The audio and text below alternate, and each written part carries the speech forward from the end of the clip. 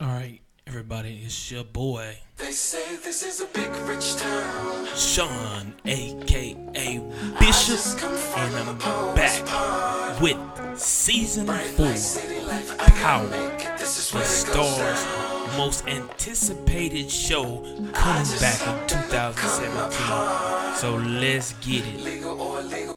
Power season 4.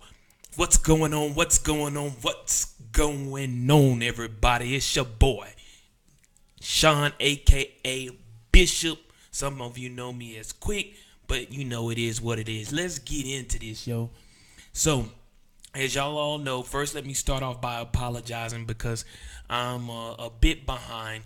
As for you Power fans and those that's been watching um, my feed in regards to about Power, I'm 2 weeks behind in regards to posting, so I'm gonna give you a double dose of Power, season 4, episode 1 and 2. So with that being said, let's go ahead and get this started real quick. Episode 1, which was not yesterday but the previous Sunday, of course, and then, of course, it was called When I Get Out. And just to give you a quick recap of what happened in season 3 at the end, everybody knows that Ghost was arrested in Truth, his club, by Angela. Angela thinks or believes that Ghost killed her ex-boyfriend Greg Knox. Everybody knows also in season 3, Tyreek was kidnapped by Kanan, or Slim, as he knows him as. Slim done that. They killed Milan. So a lot happened ending in season 3, going into season 4. And season 4 starts off with, of course, Jamie, or AKA Ghost, being he's basically in processing the prison. They emptying his pockets. He's putting everything in the little tray or whatever, stuff like that. And his phone goes off. The whole time he's sitting there thinking, all the times in which Tommy and everybody else, was telling Tasha, all of them was telling him not to fool with Angela. And he was reflecting back on all the people that was telling him, no, Angela was bad business. He shouldn't be fooling with Angela. And he was just reflecting back to it. And then his phone goes off as he's putting it into the little tray. As he's rendering over all his, all of his valuables and stuff like that. And he goes to try and answer, and of course they tell him, no, you'll get your phone call. But he's like, that's my wife, man. They didn't care to hear that. And then as his phone is ringing, here comes Angela. And he's like, that's my wife. Can I answer the phone? And she was like, nah, we could send a squad call over there. And Ghost kind of like stepped to or whatever. Like he really wanted to, you could tell he was so pissed that he wanted to step to Angela and get at her for real. But one of the other cops stepped between him and stopped, and he was like, I got this or whatever, however. But Ghost has found himself in a very, very, very sticky situation, and things are not looking good for Ghost right now, or Jamie, as he's supposed to be portraying himself as while he's in prison. I say that because his lawyer Proctor has told him no one can know that he is Ghost. No one can ever refer to him as Ghost. In other words, everybody needs to know he's that clean cut African American club owner in New York, which would be hard for everybody to do because everybody knows him as Ghost. You know what I'm saying? So it is what it is. But with that being said, I mean, it just so much went on in episode 1. Like I said, that was going on with Ghost. You could tell he's distraught. He really, and plus he doesn't even know that. At the time, at the end of season 3, going into season 4, Ghost didn't even know his son Tyreek was kidnapped. So he knew nothing about it. Only Tasha knew. But of course, Tasha was told by by Proctor not to tell Ghost, because Ghost didn't need nothing like that on his mind while he's behind bars where he can't really do nothing about it. Because again, Proctor said no one can know him as Ghost. They need to know him as James St. Patrick. Clean cut black African American individual who's trying to live a decent life by being a club owner. But Tasha, she's losing it. She's losing it. And while Tariq is over there acting a fool, he's really pissing me off in the show. I ain't gonna lie. He over there acting a fool over there with Kanan or whatever. They didn't fool around Kanan, and he didn't got back with not got back, but his running buddies over there trying to put up Tariq for a ransom with Tasha. And so, it's just a lot of going on. Unfortunately, that didn't go through as a ransom because Ghost got arrested. So Dre talked Kanan out of trying to do the ransom thing with Tariq, because he knew he was telling Kanan, hey man, you not finna get no money because Ghost is in jail, which no one knew Ghost was in jail. The only person that knew Ghost was in jail was Andre, because he was there when it happened. And Tasha found out through Tasha found out through Proctor. Tommy found out through Dre, and Kanan found out through his son, through Dre as well. So it was just like nobody knew Ghost had gotten arrested. Right now, Angela, she's all in to try and get Ghost caught up. She's trying to bring Ghost down, only trying to bring him down for killing Greg Knox, which we all know Ghost didn't kill Greg Knox. We all know that. It was that dirty other cop that killed Knox. I can't think of his name right now. But he's the one that killed Knox. And of course, in the beginning of the show, when they said that they had arrested Ghost, they showed the crooked cop out at the pier trying to, hit with the gun in which he shot Knox with. He's out at the pier. It's wrapped up. You could tell he's about to toss it in the river or toss it in the water. And they call him and say, hey, they just arrested James St. Patrick for the murder of Greg Knox. So, of course, he can't throw the pistol in the water because now they need a murder weapon. So now he got to wrap it back up and take it with him. So, yeah, Angela's trying to get him for, the murder of Greg Knox. Everybody else is just mainly just trying to get him, period. They don't care if they get him for murder. And they still trying to get, even though Lobos is dead, they still trying to find out who Ghost is. They still trying to find out who the distributor is. And they still trying to close the case on the drug dealers. But unfortunately, because of the fact that they got Ghost and they got him for murder, it's something totally different now. What else went on in the show in season 1? Keisha comes back. So everybody was wondering what happened to Keisha. Everybody wondered what happened to Keisha. Well, come to find out, Tommy hid Keisha. He hid Keisha from everybody. Nobody knew about Keisha. Tommy goes down into this little warehouse or this abandoned building, look like a room, basement or whatever. And behind this silhouette or whatever curtain, here come Keisha. And, he basically hid Keisha because Keisha, Tasha and them was running money, dirty money, through Keisha's shop, her beauty shop. So Tommy hid Keisha because, remember, what's his name? Milan and them wanted them, the Serbs wanted Keisha dead. And Tommy was supposed to kill Keisha. And in that episode when we all thought Keisha was dead, Tommy went into the shop, but he didn't kill her. It so happens that he hid her from everybody. So Keisha laid low for the entire rest of season 3. She laid low. Well, they bring her back out in season 4. Everybody's excited, including myself. I'm excited to see Keisha back because Keisha looking fine as ever. But Keisha is back, but she's upset at Tommy. He was saving her because he felt like once he found out, or if the Serbs found out that Tommy didn't kill Keisha, it'd have been some trouble. And they probably would have came for Keisha as well as Tommy. Because, Milan wasn't no joke. They were saying Milan was the dude was eating people and stuff like that. But either way, Milan's gone and he dead. It is what it is. So Keisha's brought back into the story and into the fold. So Keisha's good. Now while Ghost is locked up, of course,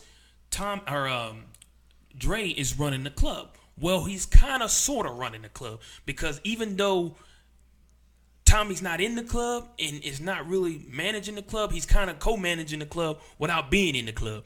And Dre is running the club as though, Ghost is gone, which he is gone. But Dre and Tommy don't really see eye to eye. They kind of bump heads a lot. And Dre is kind of wanting to be the right-hand man, whether it be Tommy in control or in the head honcho spot, or whether it's Ghost be in control in the head honcho spot. Either way, he wants to be like the second in charge. He feels like he should be that person that they go to when they need something done. Well, with Ghost in prison and Tommy running things as far as the drug cartel is concerned, Tommy has appointed one of the old school cats as the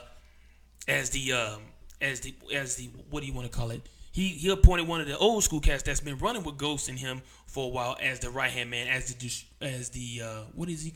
Not the distributor. What did he call him? The what was the name? He gave him a name. He gave him a title. Not a distributor, but I can't think of it. But he put him at the second. He basically put him in second in charge. And of course Andre, he ain't like that. But at the same time, Andre, like I said, him and Tommy clash all the time. And with that being said, Tommy really don't trust Dre. But by the way it looks to me, Tommy don't really trust Dre. For one reason, when Tommy got word that Tariq was missing and that it was a ransom up for him, he went to Dre. He asked Dre about Tariq. And he's like, Dre, where's Tariq? Such and such. I hear he's hanging out with this dude Slim. Who is this dude Slim? Well, Dre basically told Tommy, I got it. I'm going to handle it. I'm going to take care of it. Because Dre knew exactly who Slim was. Dre knew exactly where Tariq was going to be at. So, with that being said, Dre went and found Tariq and brought him back to the crib. He brings him back to the crib. Tommy and Tasha there. Tasha sees him. Come to find out, Kanan has told Tariq, hey, make a story up. You tell your mom is going to be upset. Make up a story. Don't let her know you was with me, so forth and so on. Make up a lie, basically, and, and we'll go from there. So when Dre brought Tariq back home, of course, Tasha asked him, what's going on? Who's doing this whatsoever? Blah, blah, blah, blah, blah. Well, Tariq made up a lie, said somebody, it was a made-up story because Tariq said he was drinking. So that's how all of that came about. Well, of course, Tommy wasn't believing none of that. Tommy went to Dre and was like, hey, where was he at? And he was basically telling Dre, keep it 100 with me. Dre was like, basically, he was telling Tommy, don't worry about where he was at. I found him. I got him. He's back home safe. Basically, Dre was saying, you should be thanking me. You know what I'm saying? I found him. Y'all couldn't do it. I did it. It's done. Quit asking him a bunch of questions. Well, Tommy ain't feeling that. And I think that's part of the reason why Tommy probably didn't make Dre that right-hand man. But then again, I don't know. Because, like I said, the dude that he did put in the right hand's been with Ghost and Tommy for a minute. They've been in the game for a minute.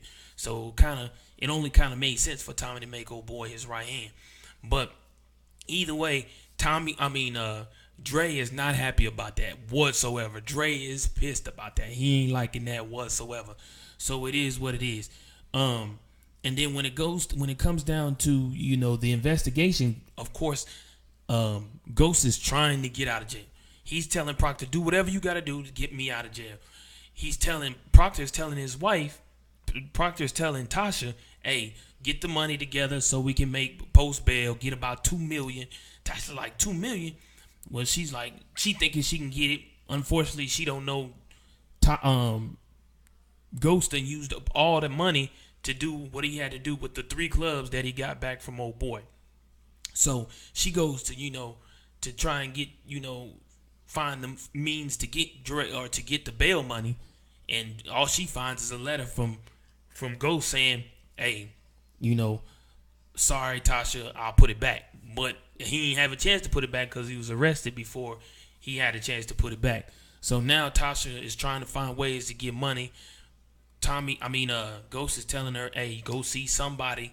I forget the dude's name, he said, but go see somebody and ask him about, the money, because he didn't render a service that he was supposed to render. Now that right there is the question at hand, because a lot of people don't know I don't know quite what he was talking about. I'm trying to still figure that part out. And again, this is still episode 1. Then what else happens? So in episode 1, of course, Proctor, he feels like he has it where he feels like he's a good enough attorney to be able to get Ghost out on bail. You know what I'm saying? Again, he's telling Ghost to stay clean cut. Don't get into no trouble while he's in prison. Don't be in no fights. Don't, be that clean cut person in prison. Do as the guards tell you to do. Don't fight back. Don't do this. Don't do that. Whatsoever. So forth and so on. You know what I'm saying? And that's basically what Ghost does, man. He's trying to stay to himself, but they got this one guard in there who's being played by, and may he rest in peace, Charlie Murphy. Who's really, everybody, the word is on the street, and in prison, of course, Ghost killed a cop. So, this prison guard, which is played by Charlie Murphy, he's really giving Ghost a hard time, because he's calling him a cop killer. He's just really he knocking the food tray out of his hand. He's doing everything to antagonize Ghost and to kind of make him want to, become Ghost while he's up in there. And Ghost, I'm gonna be honest, he holding it down. He holding it down real tough. I ain't gonna lie, he holding it down real tough. But they trying him. They really trying him, and that guard is really, really trying him. But Ghost is, he holding on. Again, this is in episode 1 when I get out. But I don't know. It's not looking promising for Ghost, because they're trying to find all means of all ways to try and find things to link Ghost, or link the murder of Knox to St. Patrick. And the one thing that hurt James was when he took his glove off when he went into Knox's apartment. He took his glove off because he went through the fire escape. He took his glove off to close the window. The window was stuck or whatever. He took his glove off. That left a fingerprint on the outside of the window pane at Knox's apartment. That's the only place, though, they found fingerprints of Ghost, was at the outside of Proctor's apartment. But they also found DNA under Knox's fingernails that come from Ghost. So it's just not looking promising for Ghost, man. It really, really isn't. It looks real bad for James St. Patrick right now. It looks real, real bad. So with that, also, taking it back to Kanan. Kanan now that he can't get the money for Tariq for a ransom, him and his 2 stooges or whatever, he can't get the money for the ransom. What he's doing now is he's having Dre pay him weekly, I believe it is. And I think he's paying him like 15, 20 G's a week per person. So I think he's doing about 50 G's a week. So basically, Kanan has Dre stealing money from the club to pay Kanan and his goons and goonettes. That's what he's doing. That's what Dre's doing. And man, when Ghost find out about that, bro, it's not gonna be pretty. It's not gonna be pretty. But again, that's what Kanan is. Kanan is out to get revenge, and he's gonna find every way to get revenge as he can. He's also feeding Tariq all this nonsense about Ghost did it in regards to killing Greg Knox. He's telling Tariq, Ghost's son, he's telling him, hey, your dad did that. He did that. He killed him. Basically don't trust him. And Tariq he's eating it up, bro. He's eating it up like it's like, like he ain't ate before. He eating it up, He's rebelling against his mama. You know what I'm saying? He's rebelling against, everything. His sister, like, she don't know who he is. It's ridiculous. Not only that, in the first, also in the first episode, that really took a turn was the fact that, well, it didn't take a turn, but what happened was they had a search warrant, and they came to Tasha and them crib and did a search warrant on the crib. So they walking in, they do a search warrant. That's when Keisha comes back and goes to see Tasha, and them two are talking, and basically Keisha tells Tasha that she was ghost for a minute. Not ghost, but she was gone out the picture for a minute, and she felt like she ain't owe her no explanation because Keisha and Tommy said no one can know that Tommy hid Keisha. So while Tasha and Keisha are talking, the police are coming up the FBI is coming up the elevator. They bust in a crib, in Tasha's crib, and they have a search warrant. So they ransack the crib, right?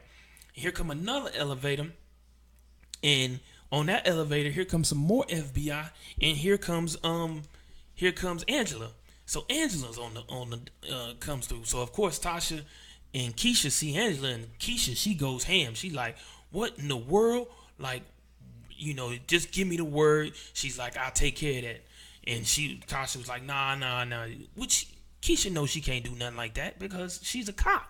She's a federal agent. You can't do that. But anyway, Tasha was like, look, what are you doing? Basically, Angela tells her, we looking for any evidence that your husband, James St. Patrick, killed Greg Knox. So they basically looking for the murder weapon.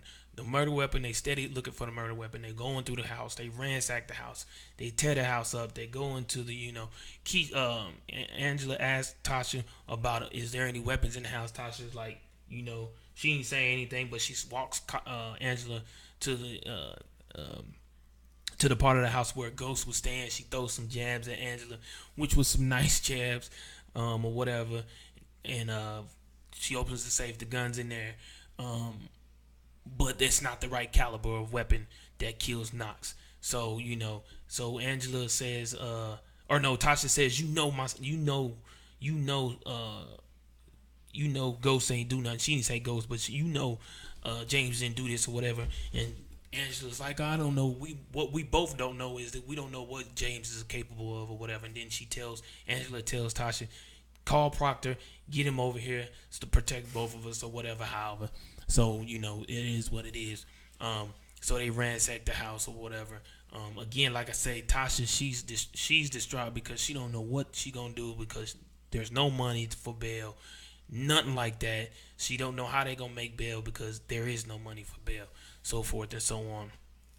But then it goes into, let me see. Oh, Tommy.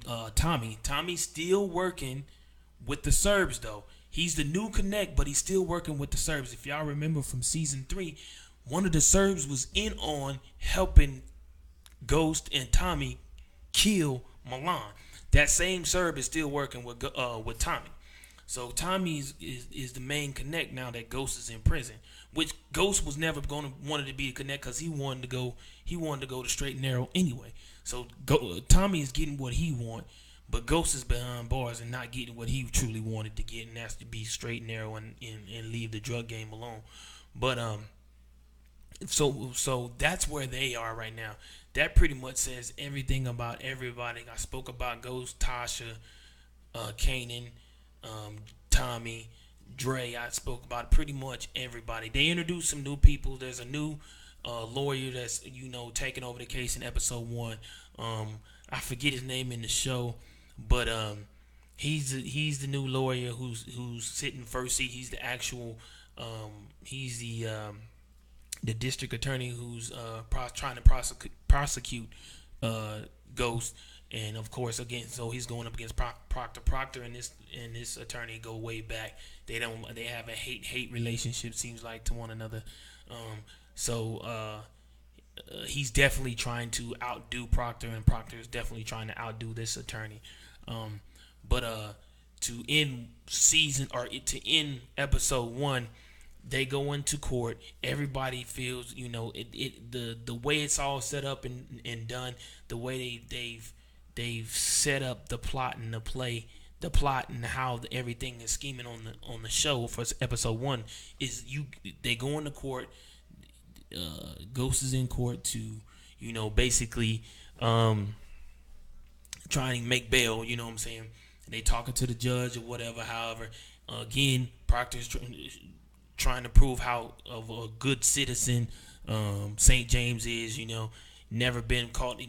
James got a clean record. Has never had nothing on his criminal record. Stuff like that. He has nothing like that on his criminal record. He's a family man. You know what I'm saying? He's a club owner. All of these things. And so, the judge is talking in there, and the judge she's like, it's a female judge, and she's like, yeah, he does seem like a model citizen or whatnot or whatever. Proctor's steady trying to get her to, give him bail. And then, of course, the other attorney was like, no, he may try and run and do this and do that. He find reasons what he's supposed to do as a prosecuting attorney, and that's to try and keep him in prison and not let him make bail. So everything points in the direction of James is getting out on bail. Well, all of a sudden it flips at the very end, and the judge says, you must pay for your actions, and by saying that, I deny bail. And everybody's like, wow, because James, Tasha, Proctor, all of them, even Angela and all of them felt the way it seemed like it was going in the direction of that James was about to make bail. And then all of a sudden, the judge kind of like flipped and flicked the switch on, and all of a sudden she was like, bail denied. And James, you see him sink down in his seat. You see Tasha kind of like, you can tell she wanted to cry. It was just like, wow, what's really going on? You know what I'm saying? So he doesn't make bail. And Proctor's like, don't worry about it, James. Keep your head up. Don't do nothing stupid. I still got it. We're going to get you out. And then James says to Angela, it's like, why you doing this, Angela? You know I didn't do this. And she comes back with the famous line of, what she say? Why, I know you did it, or something of that nature or whatever. And it basically it shows James going back. He's back in the prison. They walking him on. It look like they escorting all the prisoners back to their cell. And James is at the end of the line of the inmates. And of course, remember I told you about the prison guard, which is Charlie Murphy. He's like, he's always saying something to James in his ear, saying some old shady stuff into his ear. And he says to him this one time, he was like, he says something, and James says, what did he tell him? He's like, trying to resist or something like that. He said, no. James was like, no. James didn't do nothing. He wasn't doing nothing in that whole time. He wasn't doing anything. He was just walking, and that guard was just trying to pick on him, man. So they basically escort James away from the rest of the prisoners. Starts walking him off to another like secluded area of the prison, and they commence to beating his butt with that darn bully club, man. They just both him, Charlie Murphy and this other guard, just started beating him down, and that's season 1. It goes off, man. It goes off, not season 1, episode 1. When I get out, that's how it ends on episode 1, and it made for a good ending to start for a second for episode 2, which was this Sunday. So I appreciate each and every one of y'all coming and checking me out on the Power 3 podcast. It's your boy Sean, aka Bishop. Thank you. Again, I know I'm behind. I'm gonna play catch up. I'm gonna go ahead and give you episode 2 here soon, probably within the next 24 hours. I'm gonna try and get episode 2 out to y'all, let y'all know what's really good or whatever. Again, I appreciate each and every one of y'all. I thank y'all for watching.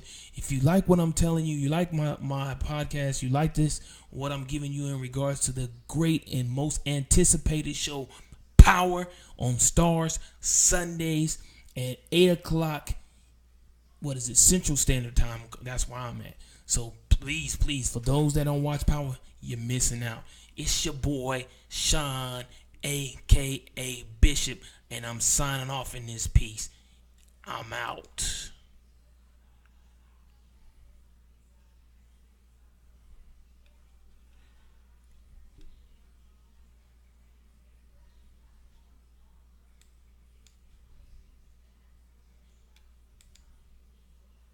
baby, I got I never took a straight path nowhere. Life's full of twists and turns, bumps and bruises. I live, I learn. I'm from that city full of yellow cabs and skyscrapers. It's hard to get a start in these parts without paper. Homie, I grew up in hell, a block away from heaven. That corner every 15 minutes, it move at 7.